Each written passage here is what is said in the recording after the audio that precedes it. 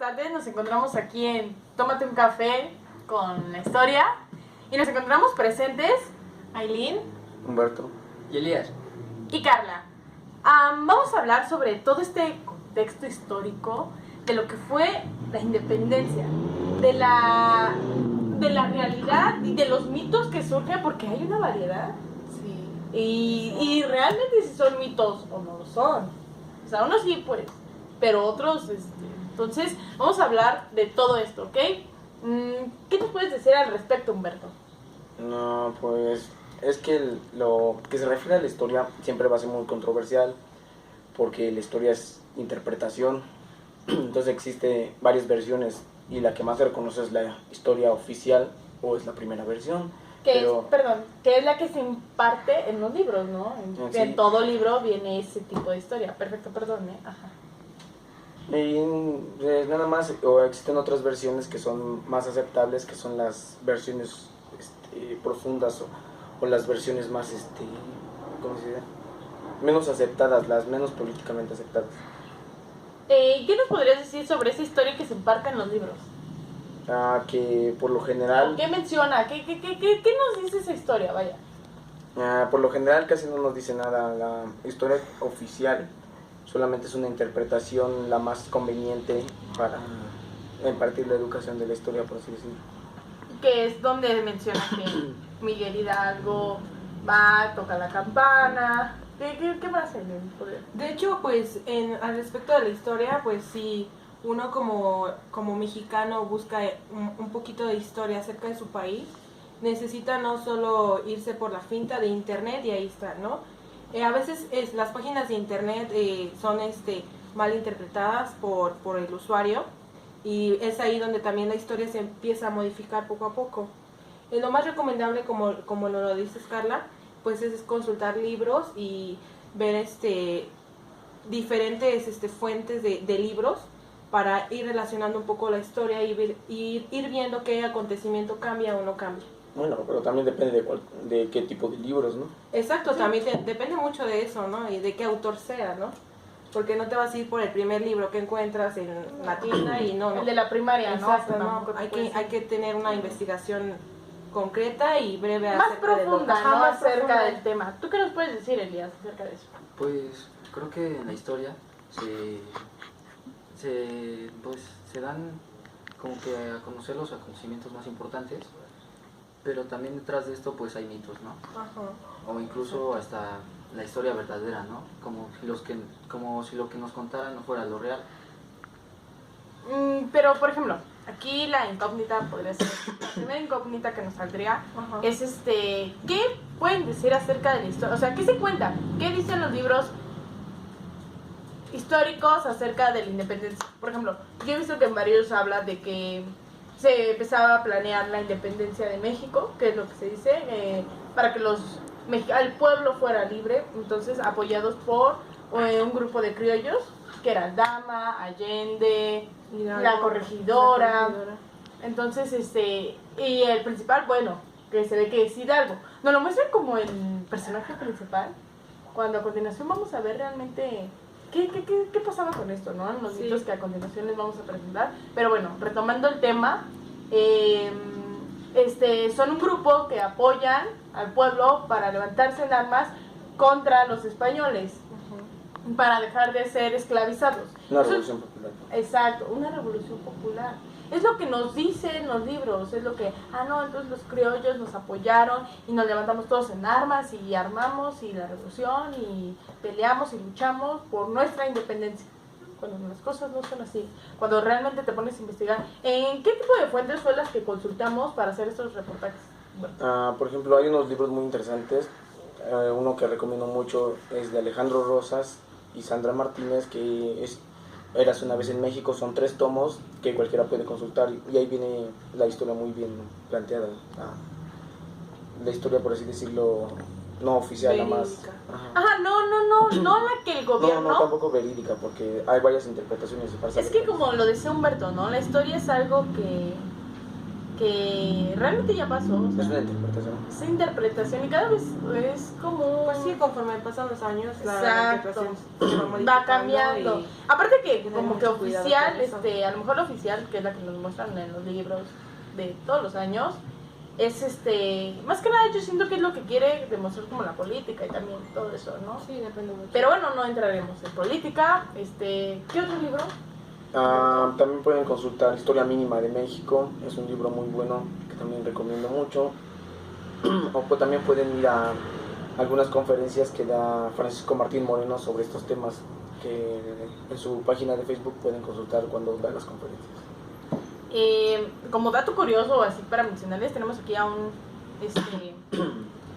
no, vaya, no es un experto en su totalidad, pero pues sí toda su vida ha llevado lo que es la historia.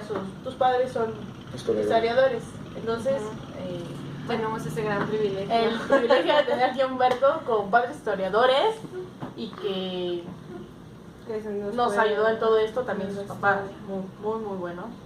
Pero bueno, retomando el tema otra vez, no desviándonos del camino, que como les decía, entonces se menciona que se levanta, que contra armas. Hidalgo, se menciona que Hidalgo, ¿qué es lo que levanta Hidalgo?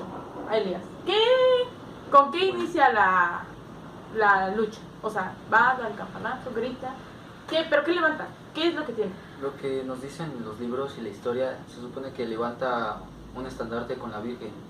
Y que él alza realmente, ¿qué es lo que... Bueno, pues lo que se cree es que de verdad no es un estandarte así como lo muestran, de que lo pintan, que tiene su estandarte de la Virgen, sino es más que podría ser un óleo que tenía precisamente un cuadro enorme que tenía ahí en su mismo convento, que cargaban entre sus ayudantes. Obviamente era pesadísimo, no lo podía cargar solamente Hidalgo. O sea que necesariamente Hidalgo en ningún momento tenía ningún estandarte. De la Virgen, yo creo No. mucho menos, ¿no? Quien más lo ayudó fueron sus ayudantes, ¿no? A cargar ese óleo, esa Exactamente. pintura. Algo que quieran, no sé, agregar, Bueno, una conclusión, alguien que quiera. Bueno, yo les diría que otro mito relevante que existe en la historia y que tiene gran parte de relación es que la independencia de México no se debería celebrar ni el 15 ni el 16 de septiembre, que como a muchos como mexicanos creemos. Más bien la independencia de México se debería celebrar el día en que concluyó, que fue el 27 de septiembre de 1821. No estoy de acuerdo, porque tú como persona y todos como persona celebramos el día en que nacimos, no el día en el que nos consumamos. Muy buena teoría, ¿no? Entonces yo me quedaría con la conclusión de que sí, se dio una independencia, pero fue una independencia política. Y México no tiene ni independencia industrial, ni independencia energética, depende mucho de otros países, y en este caso solamente es una independencia política. Entonces no vamos a ser totalmente independientes hasta que esto no se corrija, y brindo por eso. Perfecto. ¿Pero por qué nos dirías política? ¿Por qué? Porque solamente fue una independencia para librarse de un gobierno y instaurar otro. Que pues los españoles, bueno, para los que no sabían y todo eso. Hacer un nuevo país. Sí, y bueno, retomando la historia, pues todo esto que se da sobre peleas entre criollos, indios y españoles, pues tiene que ver todavía más con el pasado, ¿no? Cuando los españoles vienen a conquistar México y cuando pues es la caída del imperio de los aztecas, ¿no? También. ¿Otra cosa que quieran agregar? No, ¿Qué? con el patilla. Pues no, solo que como mexicanos tengamos una investigación más amplia hacia la historia y no nos quedemos con el simple hecho del libro que nos dieron en la primaria, la secundaria, sino seguir viendo y buscando libros verídicos que nos digan y nos cuenten un poco más de la historia de México. Es por eso que nosotros, como grupo, Aileen, Humberto, Elías, Fernando, nuestro gran camarógrafo, y Carla, les traemos mitos, leyendas, cosas no vistas de la historia.